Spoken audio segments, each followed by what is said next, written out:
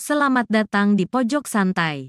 Sebelum Anda mendengarkan audiobook ini, kami menginformasikan bahwa channel ini adalah review audio dari buku yang ada di Indonesia. Untuk membaca keseluruhan buku ini, kami menyarankan membeli buku aslinya di toko buku kesayangan Anda, baik offline maupun online. Keberadaan channel ini dimaksudkan untuk membantu Anda mendapatkan pengetahuan dari buku-buku kesayangan Anda. Jangan lupa untuk subscribe, like, dan komen. Selamat datang di Pojok Santai, channel khusus yang membahas komik dan novel dengan cara asik. Kita mulai menapaki serial buku ke-23 Wiro Sableng dengan judul Cincin Warisan Setan.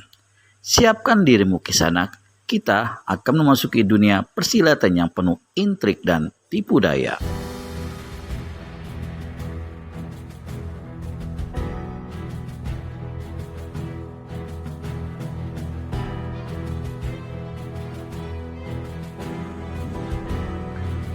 Hujan turun menggila malam itu. Bunyi derunya menegakkan bulu roma. Apalagi angin bertiup kencang, memukul daun pepohonan, menambah seramnya pendengaran. Sesekali kilat menyambar seperti hendak membelah bumi di malam gelap gulita itu. Kemudian menggelegar suara guntur. Bumi bergoncang seperti mau amblas. Langit seolah-olah hendak runtuh. Hujan keparat. Maki pemuda berpakaian putih yang lari di bawah hujan lebat itu. Sekujur tubuh dan pakaiannya basah kuyup. Karenanya, dia tak merasa perlu lagi mencari tempat untuk berteduh. Lagi pula, di mana akan ditemukan tempat berlindung di dalam rimba belantara lebat itu? Daun-daun pepohonan besar tidak kuasa membendung curahan air hujan. Kilat menyambar membuat orang ini terkejut. Tegung! Sesaat wajahnya tampak jelas dalam terangnya sambaran kilat. Kembali dia menyumpah dalam hati. Makan berderas lagi. Baru saja menyumpah, geledek kembali menggelegar. Benar-benar gila. Makinya kembali. Mendadak orang ini hentikan larinya. Lapat-lapat di kejauhan, sepasang telinganya yang tajam luar biasa mendengar suara aneh. Suara hiruk-pikuk seperti teriakan manusia. Dia pejamkan kedua matanya dan mendongak ke langit. Setan atau iblis kayak menjerit di malam gila ini? Tanyanya pada diri sendiri. Kalau memang itu cerita manusia, mengapa mereka menjerit? Dan manusia macam mana pula yang hujan lebat begini berada dalam rimba belantara pada malam buta? Orang ini tidak menyadari dia sendiri secara aneh berada di tempat itu. Dia membalikkan tubuh lalu lari ke jurusan datangnya suara jeritan yang sangat lama itu. Beberapa pohon kecil yang melintang di hadapannya dihantamnya dengan tangan kiri atau tangan kanan. Krak, krak. Batang-batang pohon itu patah bertumbangan. Makin cepat dia berlari, makin keras suara jeritan itu, tanda dia semakin dekat ke sumber suara. Mendadak suara jeritan lenyap. Orang yang tadi berlari hentikan gerakannya, memandang berkeliling, lalu menatap tajam ke samping kanan. Sama-samar, dalam gelapnya malam dan lebatnya curahan air hujan, sekitar 10 tombak dari tempatnya berdiri, dia melihat sesosok tubuh tegak, berkacak pinggang di bawah hujan lebat. Hati-hati sekali, hampir tidak mengeluarkan suara, pemuda tadi menyelinap di balik pepohonan dan semak belukar, berusaha mendekati sosok tubuh yang ada di depannya.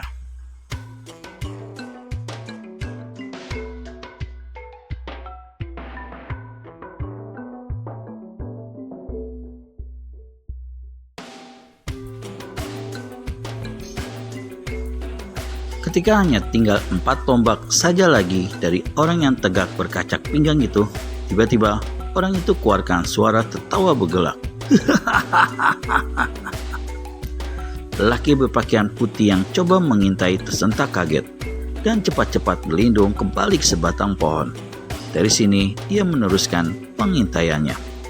Orang yang tertawa bergelak sambil bertolak pinggang itu mengenakan pakaian serba hitam yang basah kuyup. Rambutnya terjulur panjang, semula disangka seorang perempuan. Tapi setelah jelas, kelihatan raut wajahnya, nyata dia seorang lelaki bermuka cekung, berjanggut, dan berkumis lebat.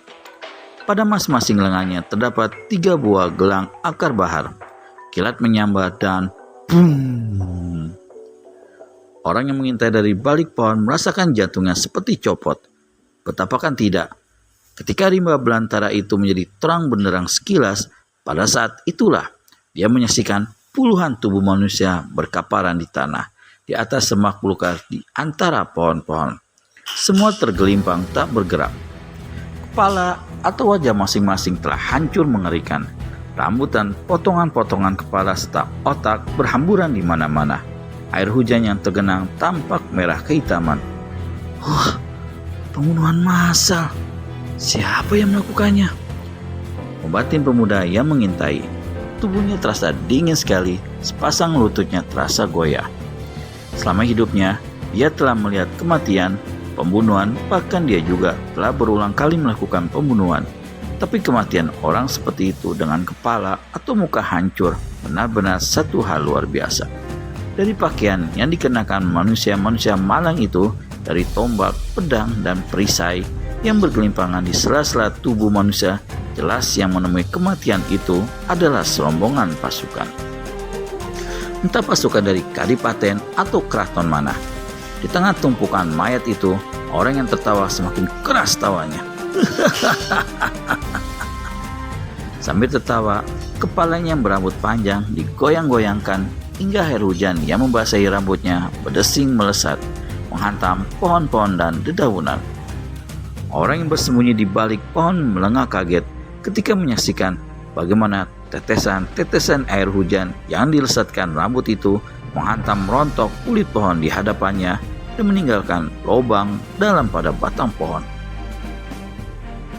29 hari menguntit dan mengurung. Tiba-tiba, orang berpakaian hitam berambut panjang itu hentikan tawa dan keluarkan ucapan. Semua berakhir pada kematian. Manusia tolol. Pangeran kalian hanya menyuruh kalian mengantar nyawa di dalam rimba belantara ini. Orang di tengah gelimpangan mayat itu kemudian tampak tundukan kepala. Seperti tengah memperhatikan sesuatu yang ada di tangan kanannya, lalu kembali ia tertawa gelak-gelak. Mendadak, suara tawanya lenyap, tubuhnya diputar ke kiri, tangan kanannya diangkat ke depan sama rata dengan bahu. Dari jari telunjuknya yang diacungkan lurus ke muka, tiba-tiba melesat 3 cahaya putih. 2 cahaya sebesar batang lidi, 1 lagi sebesar batang padi. Ketiga cahaya putih itu mengeluarkan suara seperti lengkingan seruling yang ditiup pada nada tinggi dengan kekuatan tiupan dahsyat. Tuing! Buak! Batang pohon depan hidung pemuda mengintai hancur lebur. Pohon besar itu roboh dengan suara bergemuruh. Keparat! Setan alas, maki lelaki berpakaian putih yang sembunyi di balik pohon besar itu. Bangsat berjanggut itu tahu kalau aku mengintai dari sini. Gila, ilmu pukulan sakti apa yang dilepaskannya itu? Cepat kilat, orang itu jatuhkan diri ke tanah, menyusup ke dalam semak belukar, lalu melompat satu tombak ke samping kanan dan berguling. Sepasang telinganya kembali mendengar suara melengking. Tuing! Tanda orang berpakaian hitam itu melepaskan lagi pukulannya memancarkan 3 garis cahaya putih itu. Setumpuk semak buka rambas, sebatang pohon lagi hancur dan tumbang.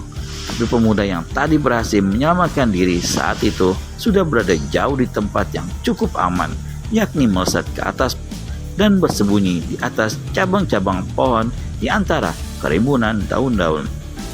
Ternyata manusia yang menyerangnya tidak mengetahui kalau kini dia ada di atas pohon.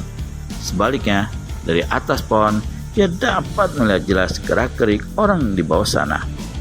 Sesaat lelaki di atas pohon ini berpikir-pikir apakah dia akan membalas serangan maut tadi dengan pukulan sakti yang dimilikinya. Tetapi setelah menimbang, akhirnya dia memutuskan untuk menunda. Di bawah pohon, orang tadi kembali tertawa gelak-gelak. Lalu berteriak, "Ada yang lolos rupanya. Tidak apa, biar dia lari dan memberitahu pada pangerannya." Suara tawa itu sirap. Orang di atas pohon memutuskan inilah saatnya dia harus melepaskan pukulan untuk melumpuhkan orang di bawah sana. Tetapi, astaga, ketika memandang lagi ke bawah sambil siapkan pukulan, orang berambut panjang berpakaian hitam itu sudah lenyap entah kemana. "Sialan, aku terlambat," maki pemuda di atas pohon. Bagaimana kelanjutan awal cerita yang menegangkan ini?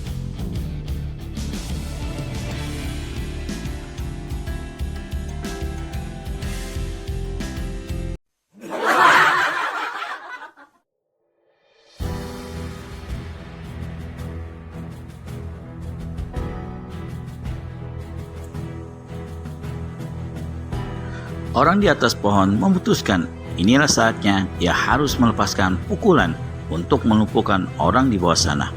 Tetapi, astaga, ketika dia memandang lagi ke bawah sambil siapkan pukulan, orang berambut panjang berpakaian hitam itu sudah lenyap entah kemana. "Sialan, aku terlambat," maki pemuda di atas pohon. Setelah meneliti keadaan di bawah pohon sekali lagi, sementara hujan lebat masih terus turun, maka dia pun melompat turun.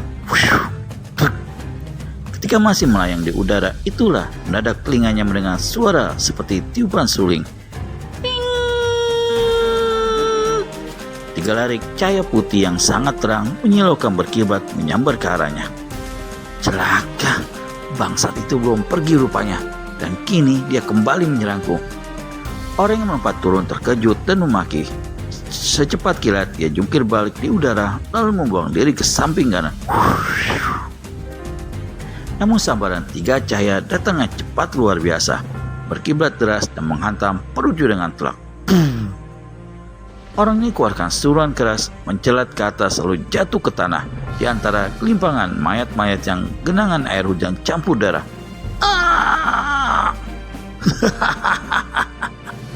Terdengar tawa bergelak dari belakang batang pohon besar. "Mintai tolol, kalau saja kau tadi terus lari, tentu takkan mampus percuma. Sayang, kini tak ada yang akan memberi laporan pada sang pangeran." Suara tawa lenyap. Keadaan di tempat itu kini hanya dihantui oleh deru air hujan, desau angin dan gemerisik daun-daun pepohonan. Tak selang berapa lama, sosok tubuh yang tadi dihantam galarik sinar dan terempas ke tanah perlahan-lahan tampak bergerak, bahkan kini coba berdiri sambil pegangi perutnya. Ternyata manusia satu ini tidak mati. Dia tidak sampai menjadi korban tiga larik sinar maut yang dilepaskan oleh orang yang berpakaian serba hitam tadi. Bagaimana hal ini bisa terjadi? Jangankan tubuh manusia, batang pohon yang besar dan keras hancur tumbang berantakan oleh hantaman sinar itu. Pemuda itu pegangin pakaian di bagian perut yang tampak bolong besar. Bagian tepi yang bolong itu seperti hangus terbakar berwarna kehitaman. Pada bagian pakaian yang berlubang itu tampak tersembul sebuah benda putih yang berkilauan setiap sinar kilat menyambar terang. Mukanya tadi pucat seperti kain kafan, berangsur-angsur berdarah kembali, dan dari mulutnya pemuda ini tak henti-hentinya memaki. "Sengsek!" Dia pegangin benda-benda putih berkilat yang tersembul di depan perutnya. Garuk-garuk kepalanya dengan tangan yang lain, lalu cepat menyelinap ke balik semak belukar. Ada rasa khawatir kalau orang yang tadi menyerangnya masih berada di tempat itu atau muncul kembali.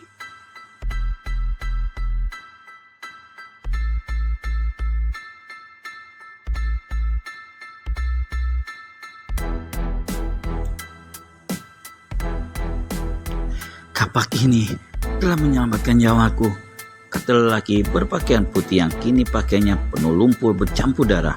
Tengkuknya masih terasa dingin. Bukan oleh karena dinginnya udara atau dinginnya air hujan, Tapi karena baru saja menyadari kalau senjata mustikanya itu tidak tersisip melindungi perutnya, pastilah perutnya akan bobol amblas dihantam sinar ganas tadi. Dia segera pula menyadari bahwa senjatanya itu memiliki keampuhan yang tinggi dan tak sanggup dihantam pukulan sinar aneh dan mematikan itu. Ketika dipastikannya dalam keadaan di tempat itu benar-benar telah aman, maka dia pun segera keluar dari balik rimbunan semak belukar. Dia coba meneliti sekian puluh mayat yang terkapar mengerikan. Pasukannya malang. Pangeran dari mana yang mengutus kalian mencari mati di tempat ini? Orang itu geleng-geleng kepala. Tak habis pikir, bagaimana orang berjanggut tadi sanggup membunuh puluhan manusia ini dengan sinar maut itu. Sinar maut yang hebat luar biasa, tapi ganas mengerikan. Apa yang harus aku lakukan? Tolol. Orang itu memaki dirinya sendiri, lalu menjawab pertanyaan sendiri. Yang paling baik, aku harus pergi dari sini. Limbah belantara ini lebih seram dari neraka. Tempat celaka apa ini? Gila. Maka dia pun bergerak pergi. Namun baru 2 kali bernindak melangkahi mayat-mayat di tanah, mendadak terdengar bentakan garang. Berhenti! Bangsat! Siapa pula yang membentak? Setan limbah belantara. Mungkin orang berjanggut tadi. Dengan sikap waspada dan mengerahkan tenaga dalam ke tangan kanan, siap untuk menghantam, dia memandang ke arah kegelapan dari mana suara bentakan tadi datang. Ia melihat sosok tubuh dalam kegelapan, lalu sosok tubuh kedua, ketiga, keempat. Ketika dia memandang berkeliling, ternyata dia telah dikurung oleh 6 orang berbadan besar, masing-masing memegang kelewang panjang. Siapa kalian? Lelaki berpakaian serba putih balik membentak. Randu Ireng, 2 kali bulan purnama kami menguntitmu. Sekarang tak mungkin lepas. Dengar jawaban dari kegelapan. Randu Ireng, desis orang yang dikurung. Siapa yang kalian maksudkan? Terdengar suara batuk-batuk di sebelah kanan menyusul suara berkata. Kami tahu kelicikanmu. Kau bisa menyamar 1000 kali dalam semalam. Tapi kami berenam tak mungkin kau tipu. Gila, malam-malam buta, hujan lebat begini rupa, dan disaksikan puluhan mayat celaka. Kalian bicara apa sebenarnya? Dengar Randu Ireng. Setan alas, nama aku bukan Randu Ireng. Adik orang yang dikurung keluar jawabannya. Terserah, kau mau memakai nama apa, tapi yang jelas kau sudah kami kurung. Tak mungkin lolos walaupun kau bisa merubah diri menjadi seorang tuma. Kawan-kawan, apakah kalian lihat benda itu di jari telunjuk tangan kanannya? 5 suara menjawab. Kami tidak melihatnya. Dia pasti menyembunyikannya di balik pakaiannya. Parat, benda apa yang dimasukkan 6 jahanam gila ini? Ujar pemuda yang dikurung lalu meneliti jari telunjuk tangannya sendiri. Jari telunjuk tangan kanan itu memang tidak ada apa-apanya. Mengapa orang-orang itu sengaja memperhatikan jari telunjuk tangan kanannya? Siapa mereka sebenarnya dan siapa pula orang bernama Randu Ireng itu? Selagi dia bertanya-tanya seperti itu, kembali orang yang tegak di hadapannya dalam kegelapan membuka suara. Sementara hujan masih terus turun walau sekarang mulai mereda. Randu Ireng, serahkan cincin itu pada kami. Betul, serahkan lekas dan kami akan mengampuni selembar nyawamu. Orang di samping kiri ikut bersuara. Pemuda yang tegak di antara tebaran mayat kembali memaki dalam hati. Kemudian ditertawa gelak-gelak.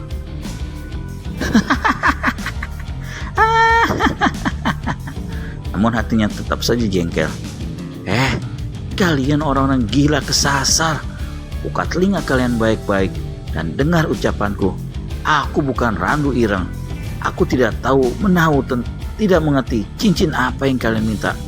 Aku sama sekali tidak memiliki cincin atau kalung atau gelang. Dusta, bohong besar. Rupanya dia tidak sayang nyawa. Kalau begitu, tunggu apa lagi? Kita bantai saja. 6 sosok tubuh bergerak maju, mendekat dan mempercepat pengurungan. 6 batang kelewang panjang tergenggam erat dalam 6 tangan kuku melintang di depan dada. Sejarak 5 langkah, ke-6 orang itu berhenti. Orang yang dikurung memandangi wajah mereka satu persatu. Tak seorang pun yang dikenalnya. "Kami masih memberi kesempatan terakhir," kata orang di samping kanan. "Lekas serahkan cincin itu." "Cincin apa sih?" tanya lelaki yang pakaiannya basah kuyup penuh belepotan lumpur dan darah. Cincin apakah yang dimaksud? Temukan jawabannya di video selanjutnya hanya di channel Pojok Santai. Segera subscribe dan tekan tombol lonceng untuk mendapat notifikasi video terbaru dari kami. Terima kasih dan sampai bertemu kembali.